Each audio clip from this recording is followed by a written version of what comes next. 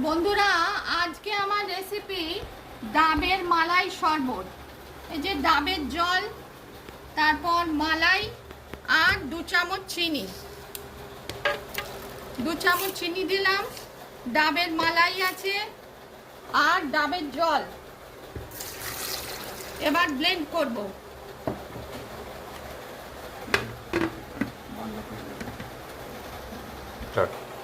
বন্ধুরা, আমি দেখিয়েছি ডাবের মালাই শরবত। প্রথমে ডাবের শাঁস, জল, চিনি একসঙ্গে মিক্সিতে ব্লেন্ড করলাম, তারপর ব্লেন্ড করে আপনাদের সামনে একটু রেখেছি ডাবের মালাই শরবত। তারপর বরফ দিয়েছি।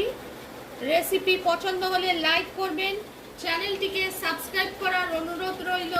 গ্রীষ্মকালে ডাবের এই শরবতটি সবারই ভালো লাগে, আপনারা তৈরি করে দেখতে পারেন।